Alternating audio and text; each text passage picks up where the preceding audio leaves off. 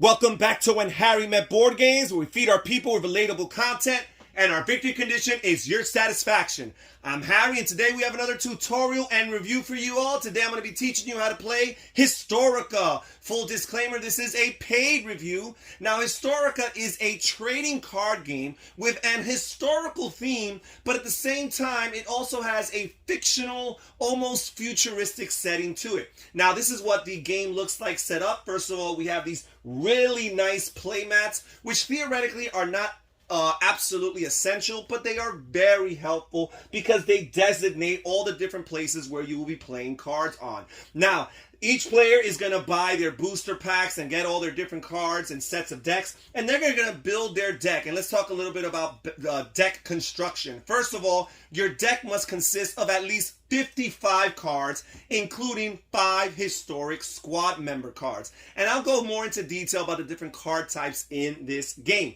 So again, you have to have 50 cards plus your 5 historic squad members. You could even have a bigger deck, as big as you want. However, you do have to follow certain restrictions. There can be no more than 3 copies of any given card in your deck, and the particular cards that have the historic keyword on it, you can only have 1 copy of such cards in your entire deck. Now, each player is going to start the game by setting aside their 5 historic squad members. You're going to have other squad member cards in your deck, but you're only going to have 5 historic squad members. And you're going to just line them up here in your sideline, and they will be available for you in the future. So first of all, let's see some of my historic squad members. We have Martin Luther King Jr., and I am going to talk a little bit more later about the anatomy of the cards and what the different card types do. Once again, I will talk about that, go into detail. So we have Martin Luther King Jr. here in the sideline. We have John Withrop here. We have Paul Revere. We have Rene Descartes. And we have Thomas Jefferson. So these are my 5 historic squad members, which will be all here on my sideline to start the game. Also, the players are going to pick out, each player is going to pick out one of their places from their deck, and they're going to place it in the play area, which the game refers to as the field of play, right from the get-go. So I've chosen this National Archives place, and it says here, any player may swipe one of their occupying squad members during their third period to add a word power from their discard pile to their hand. And a word power is a particular card type, which again I will elaborate on later. Now, really quickly, the anatomy of these place cards here. We have these 2 numbers here. These are side places where each side has a certain occupancy. This number here represents the occupancy, and each of these circles here has a 1. That means each side can have one of their squad members at that location or at that place at a time. There are other types of places which are general occupancy places, which will only have 1 circle here, usually on the side of the card, and I'll have a number in there, and it will indicate how many squad members in total can be located in that place among all players. So I will place this place here to start the game. Players will shuffle the remainder of the deck, and then they will deal 4 cards, and these 4 cards will be your treasure chest. And the treasure cards are basically bonus cards that a player can draw later on in the game when they, as a player, level up. And I'll talk more about leveling up later on in the video. After drawing 4 cards for your treasure chest, each player will also draw 6 cards to form their starting hand. Amongst themselves, the players will either randomly or arbitrarily decide who will be the starting player. The starting player will have a slight advantage, so for their first turn, they will not participate in the first period or the first phase of that turn. And speaking of those phases or those periods, let me describe what a turn sequence looks like. A player's turn is divided into 4 phases referred to as periods in this game. In each of these periods, the active player will take their turn, and then their opponent will have what the game refers to as opportunity to respond to that player's turn by playing a card. Now, an inactive player with opportunity can only play one of 2 card types. That's either an impact squad member, that is a squad member with an impact ability, or they can play a word power card. And once again, I will explain those different card types later on in this video. Now, in the first period of player's turn, simply referred to as period 1, the player will start their turn by drawing one card and removing one day token from each event in play. Again, the starting player will skip this phase. They have no event cards in play to begin with, and also they will skip the drawing of the card from the top of their deck. I will talk a little bit about these event cards and these day tokens that you assign to them. When you play an event card, it goes into the play area, and each event card has a certain amount of day tokens that are placed directly on top of them. Now, at the beginning of a player's turn during period 1, they can remove one day token from each event in play. Now, every time you remove a day token from an event card, you will trigger that event. Once all day tokens are removed from a given event card, then that event card is wiped out, which is another way of saying discarded, is removed from the game. Now, during the second phase of a player's turn, or period 2, a player can unswipe all of their squad members, and unswiping is basically another way of saying to ready them, and they will gain charges equal to their current player level. Very important. Charge is a in-game currency that you use to purchase cards. You'll see that lots of these cards have these little circles in the middle of them and a certain amount of them, and that's basically their charge cost. That's their price. That's how many charge a player must pay in order to purchase that card. Now, again, at the beginning of period 2, a player gains charge equal to their player level, and there are 5 different player levels in this game. The first player level is the ground level, which is how you start the game, and you start with 0 points, 0 player points, and you'll be able to get 2 charge each turn while you are in ground level. The second level is referred to as the sky level, and you make it to that once you cross the 100-point threshold. At that point, you will gain 4 charge at the beginning of each of your turns. The third level, referred to as the star level, is once you reach the 300 player point level, and at that point, you will have 5 charge at the beginning of each second phase or second period. The third level is referred to as the star level, which you get to once you cross the 300 player point threshold, and then you will have 5 charge that you gain each turn. The fourth level is referred to as the sun level, which is when you cross the 750 point mark, and at that point you will gain 6 charges during the second period. And then the fifth and final level is referred to as the universe level, which you make it once you cross 1,000 points, and at that point you will be gaining 8 charge during each of your turns. Now, very important, I alluded to it earlier during the setup phase when I talked about the treasure cards. Every time a player levels up to the next level, they will be able to draw the top card from the treasure deck and add it to their hand. They're still going to have to pay whatever charge cost it has in order to play it, but at least it's one additional card that they get to add to their deck, and maybe it might be a very helpful card. And that's pretty much what you could do during period 2. Now let's move on to period 3, which is pretty much the heart of the game. This is the bread and butter of the game, because during period 3 is when players can play cards in their play area or in their field to play by paying the corresponding charge costs. And also, period 3 is when players can use their characters or their squad members for their inspiration points in order to gain points, which is ultimately the objective of the game. Now, real quick, I think this is a great opportunity to talk about the different card types. So first of all, we have the different squad members. Primarily, we have the historic squad members, which are here on your sideline, and they're at your disposal for whenever you want to purchase them. They are very costly and very expensive, but at the same time, they are very, very helpful.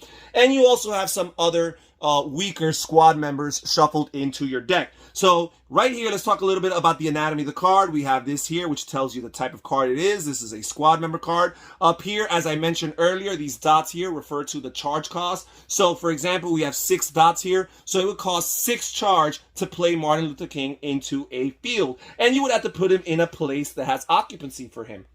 So as the game progresses, you want to have more places to have more opportunities to place down your squad members. Now, Martin Luther King happens to have an immediate impact ability. Here it says you name a card, then reveal the top 5 cards of your deck.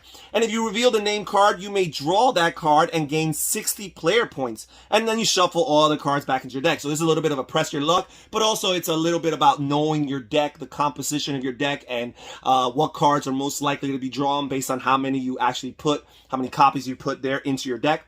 So there's that. So it's really cool. But over here on the lower right hand corner, you have the inspiration. Each leader has an inspiration. Typically speaking, your historic squad members have a inspiration of 50.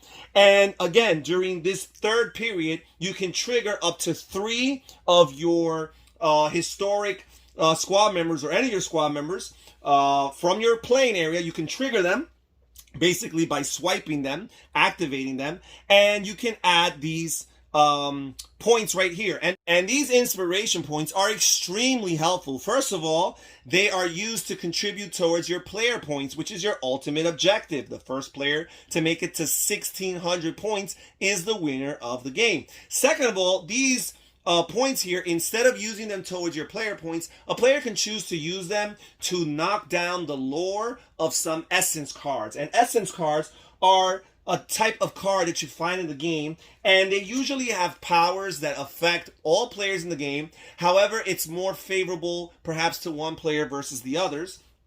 And these essence cards usually have a lore value on the lower left-hand corner of the card. And if you can lower their lore value all the way down to 0, then that essence card will be discarded. So sometimes if you have a very powerful essence card that might be detrimental to you as a player, perhaps you might want to contribute some of those inspiration points in order to knock down that lore. But for the most part, you're looking to use this inspiration points to bump up your score, level up your characters so that you can have more charge, so that you can draw these cards from your treasure chest, and ultimately so you can meet that 1,600 point threshold and become the winner of the game.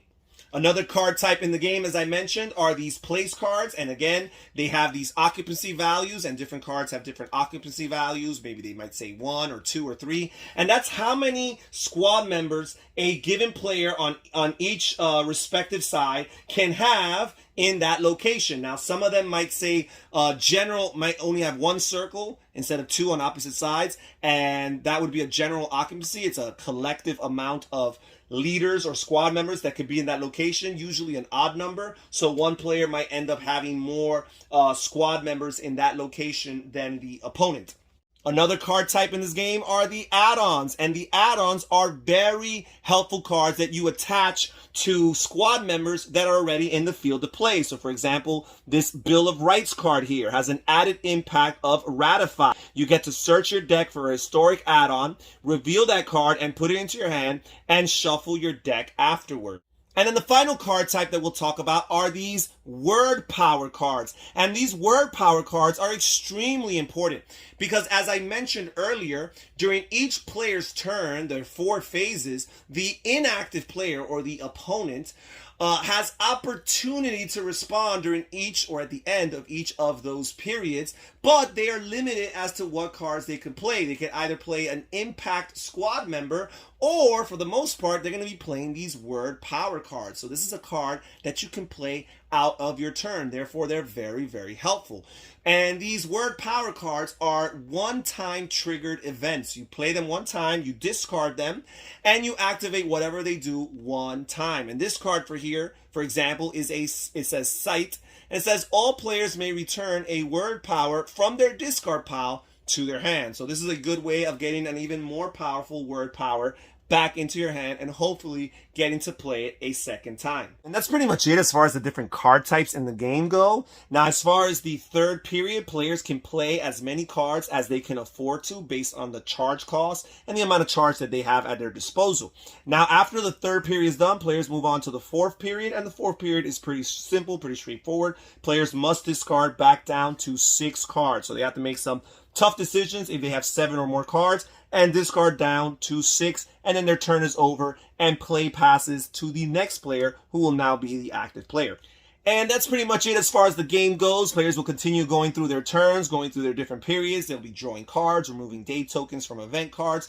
They will be gaining their charge at the beginning of each turn, and they will be unswiping or readying their squad members. Then players will go into the third phase where they'll play as many cards as they want and can afford by paying their charge cost. They'll also gain inspiration through up to 3 characters, which they will use to defeat lore cards that are detrimental to them, or to contribute towards their player points, which will help them to level up, increase their charge revenues, draw cards from this treasure chest here, and ultimately win the game by being the first player to score 1,600 points.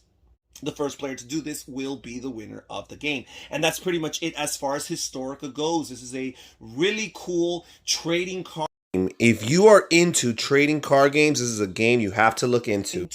If you are a historic buff, if you're into history, a historian of sorts, then this is another game that you must consider. Ultimately, if you are a big fan of both trading card games or collectible card games, and you are also a fan of history and historically themed games, then I think that this is a must-have. It plays very well, and it comes with lots of different modes that not only adjust the different game lengths, but also increase how educational you want this game to be. Players can even ask questions and look up answers as far as some of the different cards, their meanings, their historical significance, and some of the newer cards come with these QR codes that players can use their devices to scan in order to find additional information about these characters, these places, and these events, so they can learn more and even add a little bit of a trivia almost challenge to the game for those who are interested